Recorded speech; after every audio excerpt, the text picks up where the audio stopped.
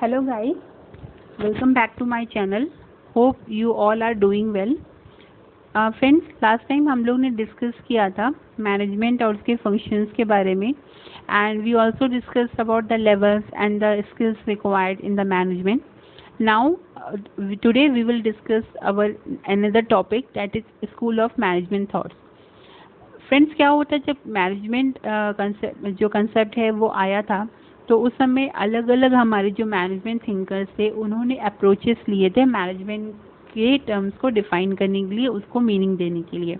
तो बेसिकली आज हम लोग वही चीज़ पढ़ने वाले हैं कि उसका इवोल्यूशन कैसे हुआ, उसके अप्रोचेस क्या क्या थे, उसके थॉट्स के अप्रोचेस क्या क्या थे. तो आते हैं, चलिए स्टार्ट करते हैं. Evolution of management thoughts.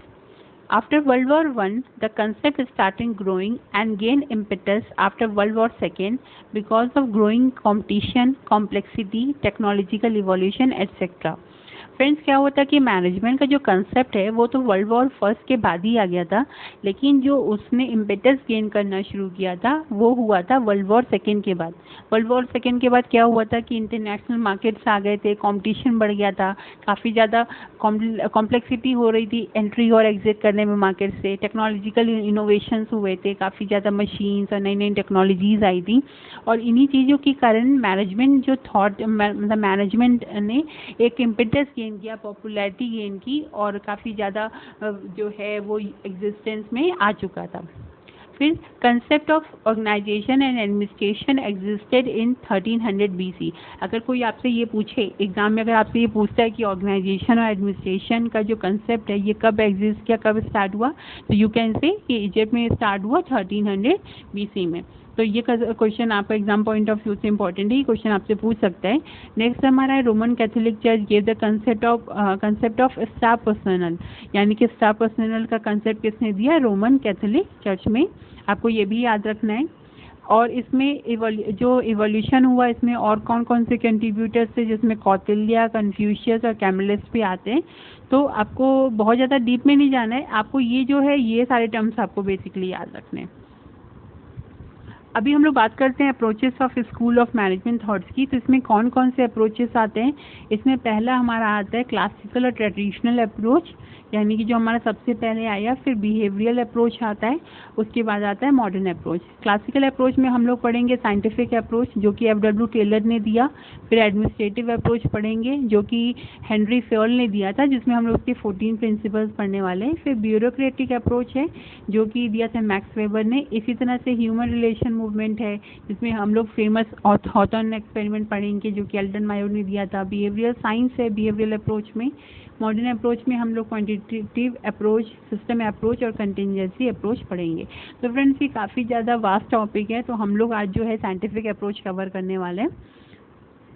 Scientific management क्या था? This theory was propounded by Frederick Winslow Taylor, who is also known as father of scientific management. अगर आपसे क्वेश्चन एग्जाम में पूछता है कि who is also known as father of scientific management, तो इसका आंसर आपका क्या होगा? Frederick Winslow Taylor. यानी कि FW टेलर जो है उनको फादर ऑफ साइंटिफिक मैनेजमेंट कहा जाता था. उन्होंने ये थ्योरी दी थी साइंटिफिक मैनेजमेंट की, और ये थ्योरी देने के लिए उन्होंने क्या किया था? 3 कंपनीज पे जो है अपना एक्सपेरिमेंट किया था, जिसमें एक मिडवेल स्टील आता है, Simonds rolling machine and Bethlehem steel.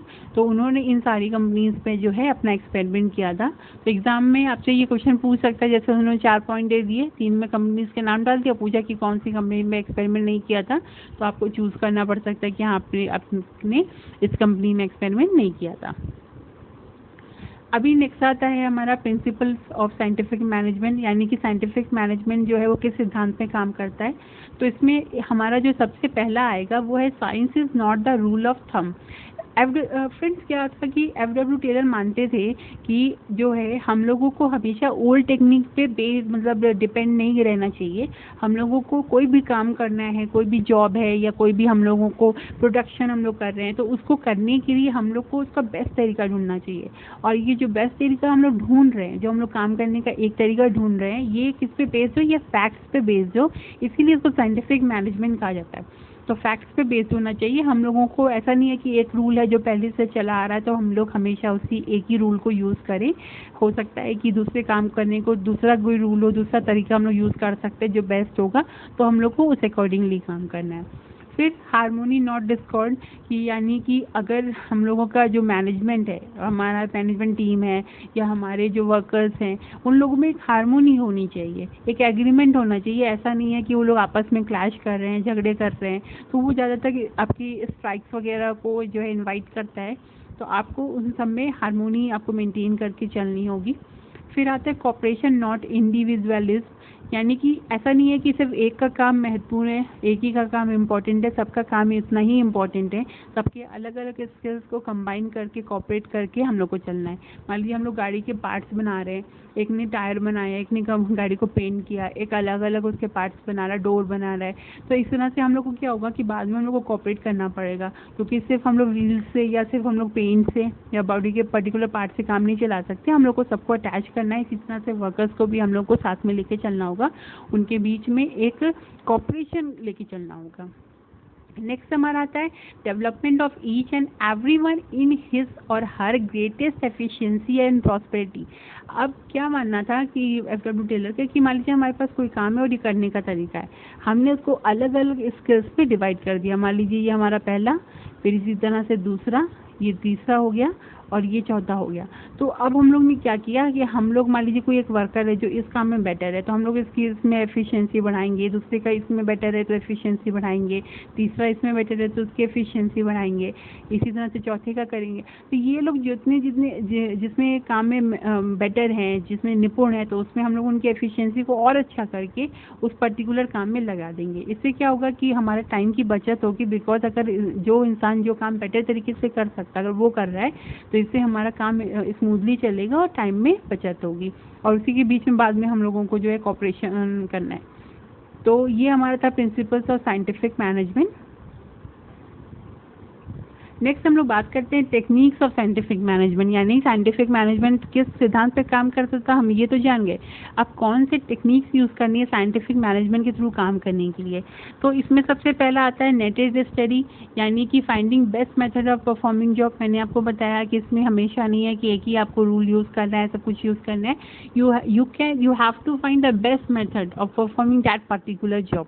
अगर उसमें आपके पास 2-3 तरीके हैं, उसमें एक तरीका जो आपको सबसे बेस्ट लग रहा है, आप उसको यूज़ करोगे। ओके, फिर नेक्स्ट हमारा आता है time study, finding standard time to be taken to perform a given task. अब क्या है फ्रेंड कि मान लो कि हमारा कोई काम है, अगर हमें बॉडी पार्ट फिट करने है गाड़ी के, और उसमें 8 ही घंटा लगता है। कोई वर्कर है जिसको हम लोग ने दे दिया कि तुम उसको 6 घंटे में ख़त्म करो, और अगले के लिए हम लोग ने टाइम लिमिट नहीं बांधी एक जनी और के लिए। तो उस केस में क्या होगा, जिसको हमने 6 घंटे दिए और काम करने को 8 घंटे लग रहे हैं, तो वो क्या होगा कि वो स्ट्रेस्ड हो जाएगा, वो टेंशन में आ जाएगा। और दूसरी की बात करें तो उसको एक्स्ट्रा टाइम मिल रहा है, क्योंकि 8 घंटे में अगर काम है तो मान लीजिए वो 9 घंटे 10 घंटे में ख़त्म कर लेगा, लेकिन उसको एक्स्ट्रा टाइम मिल रहा है, तो इसकी वजह से वो लेज़ी हो जाएगा और उसकी प्रोडक्शन पे आपको फ़र्क पड़ेगा। जो 16 घंटे में आप 2 गाड़ी बना सकते थे, वहाँ पे आपकी एक ही गाड़ी फिट हो रही है। तो हमेशा हमें ये देख के चलना होगा कि किसी भी काम करने में कितना स्टैंडर्ड टाइम लग रहा है, और उस अकॉर्डिंगली हम लोग को वर्कर्स को उसको अलॉट करना होगा, असाइन करना होगा काम करने के लिए। जैसे हमारे एग्ज़ाम्स होते हैं, तो हमारे एग्ज़ाम में हमें टाइम अलॉट होता है कि हमें 3 ही घंटे में एग्ज़ाम देना, 2 घंटे में कंप्लीट करना है। अगर आप सोचो कि आपको छोड़ दिया जाए कि आप कितना भी टाइम ले सकते हो, या आपको 3 घंटे का पेपर है लेकिन आपको 1 ही घंटा दिया जाए कि आपको उसमें करना है, तो क्या होगा, आप स्ट्रेस में आ जाओगे। छोड़ दिया गया तो आपको आप फ्री हो जाओगे, एकदम आराम से उसको एग्ज़ाम देते रहोगे, तो उसका कोई वैल्यू नहीं रह जाएगी। तो यहाँ पे आपका टाइम बांधना ज़रूरी है, तो हमें ये चीज़ देखना होगा, स्टैंडर्ड टाइम जो है वो सेट करना होगा। नेक्स्ट आता है motion study, reduce unnecessary motions of the workers during the work. अभी क्या होगा कि अगर आपका मान लीजिए कोई मशीन है, अगर मुझे उस मशीन पर काम करना है और वो मुझसे 1 मीटर की दूरी पे रखी है, तो मैं उसको काम जल्दी जल्दी कर लूँगी। लेकिन अभी उस मशीन को पहुँचने के लिए मान लीजिए मुझे यहाँ से रॉ मटेरियल उठाना, उस मशीन तक पहुँचना है, और मुझे घूम के जाना पड़ जाए, 4 किलोमीटर करके पूरा 4 मीटर घूम के जाना पड़े, तो उससे मेरा अननेसेसरी मोशन होगा। मान लीजिए हमारा यहाँ पे मशीन है, ये रॉ मटेरियल है, सीधे जाने के बजाय हम उसमें पूरा घूम के जा रहे हैं, तो अननेसेसरी मोशन होने के कारण हमारा टाइम वेस्टेज होगा, ज़्यादा हम लोग थक जाएंगे। तो इसलिए हम लोगों को ऐसे काम करना है कि हमारा जो एक्स्ट्रा मोशन हो, ये एक्स्ट्रा हम लोग का मूवमेंट हो रहा है, ये चीज़ें जो है वो ख़त्म हो जाए, कम हो जाए। फिर हम लोग नेक्स्ट बात करते हैं फटीग स्टडी की। इसमें क्या है कि एफडब्ल्यू टेलर क्या कहते थे कि एक पर्टिकुलर टाइम के बाद जो है वर्कर थक जाता है, या कोई भी ह्यूमन बॉडी है वो थक जाएगी, तो हमें एक पर्टिकुलर टाइम के बाद एक नेसेसरी इंटरवल मिलना ही मिलना चाहिए हमें, वो ताकि उसमें वर्कर जो है वो आराम कर सके और दोबारा अपना काम से शुरू कर सके। इससे वो रिचार्ज हो जाएगा, उसके अंदर जो मतलब उसको फटीग की प्रॉब्लम नहीं होगी, उसको टेंशन नहीं होगा, उसकी बॉडी को रेस्ट मिल जाएगा। तो एक नेसेसरी इंटरवल जो है बहुत इंपॉर्टेंट है। तो ये टेक्निक्स हो गए साइंटिफिक मेथड मैनेजमेंट के, जिसमें कि नेटेड study, time study, motion study and fatigue study जो है हमें पढ़ना है।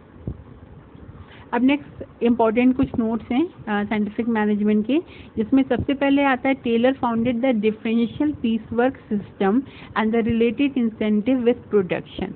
अब टेलर ने क्या किया, उन्होंने बोला स्टैंडर्ड टाइम की बात की, तो मान लीजिए 8 घंटे स्टैंडर्ड टाइम उन्होंने फिट कर दिया। अब कोई एक वर्कर है जो 6 घंटे में ही उतना प्रोडक्शन कर ले रहा है, दूसरा वर्कर है जो कि 8 घंटे में सिर्फ 80% प्रोडक्शन कर सकता है, इसी तरह से तीसरा वर्कर है जो 8 घंटे में पूरा का पूरा प्रोडक्शन कर ले रहा है या उससे ज़्यादा कर ले रहा है। तो आप टेलर के हिसाब से जिसने कम प्रोडक्शन किया उसको कम रेट वाला पीस रेट के हिसाब से सामान का पैसा मिलना चाहिए, मतलब उसको प्रोडक्शन का पैसा मिलना चाहिए। लेकिन जिसने टाइम पे कंप्लीट कर लिया या ज़्यादा प्रोडक्शन कर लिया उतने ही टाइम में, तो उसको जो है हम लोग क्या करेंगे, उसको हम लोग जो ज़्यादा पीस रेट होगा वो देंगे। मान लीजिए एक को 8 रुपये देंगे, दूसरे को 10 रुपये देंगे, तो इस तरह से हम लोगों को उसको देंगे। तो टेलर ने ये कहा। फिर जो अपने टाइम से कम समय में या अपने टाइम में ही ज़्यादा प्रोडक्शन कर रहा है उसके लिए हम लोग अलग से एक इंसेंटिव भी प्रोवाइड करेंगे प्रोडक्शन के अकॉर्डिंगली। नेक्स्ट हम लोग आते हैं scientific recruitment and training of workers. जैसे कि मैंने आपको अभी बताया बीच में कि स्किल्स के अकॉर्डिंगली हम लोगों को देना है वर्कर्स को काम। तो वर्कर्स को हम लोग जो है जब रिक्रूट भी करते हैं तो उनको साइंटिफिकली रिक्रूट करना है, यानी कि वो स्किल्स में फैक्ट्स पे बेस करके स्किल्स में लोग हैं कि नहीं, मतलब ट्रेन है कि नहीं, प्रॉपर ट्रेनिंग है कि नहीं, ये चीज़ें हम लोग को देख करके उनको रिक्रूट करना है, और साथ ही साथ उनको एक प्रॉपर ट्रेनिंग प्रोवाइड करनी है ताकि वो हमारा काम जो है अच्छे से हो सके, सही से हो सके। फिर हम लोग बात करते हैं intimacy and cooperation between the management and the workers. अभी किसी भी ऑर्गेनाइजेशन को काम करने के लिए मैनेजमेंट और वर्कर्स के बीच में एक प्रॉपर इंटरेक्शन होना ज़रूरी है, कॉपरेशन होना ज़रूरी है। तो एफडब्ल्यू टेलर ने इस पर बहुत इम्पोज किया था कि हमें ये चीज़ देख के चलना होगा, मैनेजमेंट और वर्कर के बीच में एक प्रॉपर कॉपरेशन होना चाहिए। फिर अभी हम लोग आते हैं नेक्स्ट पे, जब हम लोग एफडब्ल्यू टेलर ने ये सारे कंसेप्ट दिए तो इसी को जो है एक रिवाइज किया गैंट ने। उन्होंने क्या बोला कि introduce new features of 50% bonus for every finished work and additional bonus for foreman. अभी मान लीजिए कोई काम है जो टाइम पे ख़त्म हो जा रहा है, तो उसके लिए हम लोग 50% जो है उस टाइम का बोनस जो है हम लोग देंगे वर्कर्स को, और उसी में का कुछ परसेंट बोनस जो है हम लोग फोरमैन को भी प्रोवाइड करेंगे जिसके अंडर में वो सारे वर्कर्स काम कर रहे हैं। तो इससे आपको क्या बेनिफिट होगा, फोरमैन भी मोटिवेट होगा, वर्कर्स भी मोटिवेट होंगे, और अब वो उनका प्रोडक्टिविटी जो है वो इंक्रीज होगी। अभी फिर नेक्स्ट आते हैं rational approach to solve the problems and finding one best way to do the job. इसमें हम लोगों को कोई काम करना है तो उसको हम लोग का प्रैक्टिकल अप्रोच ढूंढना है और एक बेस्ट तरीका ढूंढना है काम करने का। मैंने आपको पहले चीज़ ये भी बता दिया। अभी हम लोग आते हैं कंसेप्ट ऑफ फंक्शनल फोरमैनशिप। अभी फंक्शंस के हिसाब से जो है टेलर मानते थे कि फंक्शंस के हिसाब से हम लोग को फोरमैनशिप देनी चाहिए, अपॉइंट करना चाहिए क्लर्क्स को। तो इसमें हमारा 2 फंक्शन आता है, जिसमें पहला आता है प्लानिंग और दूसरा आता है प्रोडक्शन फंक्शन। तो प्लानिंग में आता है इंस्ट्रक्शन कार्ड क्लर्क, यानी कि हम ऐसे एक क्लर्क को अपॉइंट करते हैं, फोरमैन को अपॉइंट करते हैं जो कि इंस्ट्रक्शन देने का काम करेगा, जो भी मशीन्स पे काम कर रहे हैं या दूसरे काम कर रहे हैं तो उन वर्कर्स को इंस्ट्रक्शन देगा। एक रूट क्लर्क को जो कि ध्यान रखेगा कि काम करने का तरीका कैसे है, मूवमेंट कैसे हो रही है, ये सारी चीज़ों का ध्यान रखेगा। एक टाइम एंड कॉस्ट का ध्यान रखेगा, टाइम एंड कॉस्ट क्लर्क, कि आपकी टाइम वेस्टेज ना हो, कॉस्ट ज़्यादा ना लग रहा हो, ये सारी चीज़ें वो ध्यान रखता है। एक डिसिप्लिनेरियन होता है जो डिसिप्लिन मेंटेन करने के लिए होता है, ऐसा नहीं हो कि वर्कर्स आपस में झगड़ा कर रहे हैं और उसकी वजह से प्रोडक्शन पे इफेक्ट हो रहा है, तो वो ये चीज़ ध्यान में रखते हैं और इस चीज़ को देख के चलते हैं। फिर आता है प्रोडक्शन फंक्शन में। तो प्रोडक्शन फंक्शन के समय जो फोरमैन होते हैं उसमें कौन कौन सा होता है, एक स्पीड बॉस होता है, वो ध्यान रखता है कि काम अपनी स्पीड से हो, कोई ऐसा ना कोई वर्कर लेजी हो 6 घंटे का काम जो है वो 10 घंटे में कंप्लीट कर रहा हो। फिर रिपेयर बॉस, अगर कोई मशीन ख़राब हो जाती है तो ये वर्कर की तो जिम्मेदारी है नहीं, ये तो जिम्मेदारी होगी फोरमैन की कि उस मशीन को जल्दी से जल्दी ठीक कराए। अगर वो मशीन ठीक नहीं होगी तो उतना देर काम जो है वो सफ़र करेगा। फिर एक गैंग बॉस होता है। हर कंपनी ऑर्गेनाइजेशन में एक छोटा छोटा अलग अलग ग्रुप बना दिया जाता है और इस ग्रुप में एक गैंग जो है, इनका एक सुपरवाइज़र जो है वो अपॉइंट कर दिया जाता है। इस सुपरवाइज़र का क्या काम होता है, ये अपने ग्रुप को हैंडल करता है, ये देखता है कि मतलब वो अपना काम ढंग से करें। फिर एक आता है इंस्पेक्टर। ये क्वालिटी इंस्पेक्टर होता है कि जो कि हर ऑर्गेनाइजेशन में प्रोडक्शन डिपार्टमेंट में इसको अपॉइंट करते हैं, ताकि ये प्रॉपर आपका देखता है कि वहाँ पे क्वालिटी वगैरह प्रॉपर है कि नहीं है, साथ ही साथ वहाँ पर सेफ्टी मेंटेन हो रही है कि नहीं। तो सेफ्टी ऑफिसर्स वगैरह इसी में आते हैं, जो कि आगे आपको पढ़ोगे, जब आप जितने एक्ट्स पढ़ोगे ना तो उसमें आपको वो सारी चीज़ों की जानकारी मिलेगी। तो ये हमारा कंसेप्ट हो गया फंक्शनल फूडमैनशिप का, कि इसमें आपके प्लानिंग फंक्शन, प्रोडक्शन फंक्शन आते हैं। प्लानिंग फंक्शन में instruction, card clerk, route clerk, time and cost clerk, disciplinarian clerk होता है। और प्रोडक्शन फंक्शन में speed boss, repair boss, gang boss और इंस्पेक्टर होता है। तो आपको ये बहुत इंपॉर्टेंट पॉइंट है, आपको ये जो टॉपिक है इसको आपको पढ़ के ही जाना है, ठीक है ना। नेक्स्ट हम आता है क्रिटिसिज्म और साइंटिफिक मैनेजमेंट। अभी मैंने आपको बताया कि बहुत सारे अप्रोचेस थे, तो अप्रोचेस बेसिकली क्यों आते हैं, मान लीजिए एक अप्रोच आया, उसमें कोई प्रॉब्लम हुई तो दूसरा अप्रोच आया। तो अभी हम लोग पढ़ने वाले हैं कि साइंटिफिक मैनेजमेंट में क्या क्रिटिसिज्म हुआ जिसके कारण से दूसरे अप्रोचेस आए। जैसे साइंटिफिक मैनेजमेंट के बाद हेनरी फ्योल आए, तो हेनरी फ्योल ने क्यों दूसरा उनको देना पड़ा, इसमें हम लोग पढ़ेंगे। तो साइंटिफिक मैनेजमेंट में पहला क्या प्रॉब्लम थी, Taylor convicted that the monetary incentives are strong enough to motivate workers for the improve production and sideline social relationship. अभी हम लोग ने वो डिफरेंशियल पीस रेट का सिस्टम, पीस रेट सिस्टम पढ़ा। तो टेलर का क्या मानना था, उनका मानना था कि मॉनेटरी इंसेंटिव काफ़ी होते हैं वर्कर्स को मोटिवेट करने के लिए, और उन्होंने सोशल रिलेशनशिप पे जो है वो फोकस नहीं किया, उन्होंने उसको किनारे कर दिया। और जबकि हम लोग ह्यूमंस है तो हमेशा हमारे बीच में एक इंट्रैक्शन और कम्युनिकेशन बहुत इंपॉर्टेंट होता है, तो इसी कारण से इसको क्रिटिसिज्म जो है वो झेलनी पड़ी। नेक्स्ट आता है uses of better tools and innovative methods lead to the removal of some workers who found it challenging to get job. अभी नई इनोवेशंस के कारण, स्किल्स साइंटिफिक तरीके से काम करने के कारण एक टूल्स, बेटर टूल्स आ गए, इनोवेटिव मेथड्स आ गए, नए नए तरीके आ गए, मशीन्स आ गई। इसके कारण कुछ वर्कर्स को हटा दिया गया काम से और उनको जॉब मिलने में भी दिक्कत हो रही थी, तो इसके कारण भी साइंटिफिक मैनेजमेंट को जो है वो प्रॉब्लम झेलनी पड़ी। हम लोग बात करते हैं फोकस ऑथोरिटेरियन अप्रोच, यानी कि उन्होंने एक वर्कर्स को एक फ्री माइंड नहीं दिया कि उनको वो अपने हिसाब से भी कुछ दिमाग लगा सकते हैं। उनको वही करना है जो उनके लिए पहले से बंधा हुआ, पहले से तय है, उनमें उनको अपने इनिशिएट करने के लिए नहीं मिला। तो इसके कारण भी साइंटिफिक मैनेजमेंट में प्रॉब्लम थी, क्योंकि अभी ह्यूमन बीइंग है तो उनके पास अलग अलग आइडियाज़ हो सकते हैं और अपने आइडियाज़ शेयर करने को नहीं मिलते, तो वो लोग उस चीज़ को अपोज करते हैं। तो इसी कारण से साइंटिफिक मैनेजमेंट को जो है वो प्रॉब्लम हुई। तो फ्रेंड्स, ये जो था टोटल आज हमारा जो साइंटिफिक मैनेजमेंट के बारे में था, साइंटिफिक मैनेजमेंट अप्रोच के बारे में था। तो अभी हम लोग स्कूल ऑफ मैनेजमेंट थॉट्स में और भी जितनी चीज़ें हैं हम लोग उसको रिवाइज करेंगे। कल जो है मैं आपके लिए और दूसरा वीडियो लेकर के आऊँगी, उस वीडियो में हम लोग इसके आगे पढ़ेंगे। तो साइंटिफिक मैनेजमेंट आज हमारा ओवर हो गया, इसके आगे हम लोग जो है हेनरी फ्योल और बाकी जो हमारे मैनेजमेंट थिंकर्स हैं उनके थॉट्स के बारे में पढ़ेंगे। तो तब तक के लिए bye bye, take care. I hope you like the class, और आपको क्लास अच्छी लगी हो तो please press the like button and आप कमेंट सेक्शन में अपने फीडबैक दे सकते हैं। Thank you so much guys, bye bye.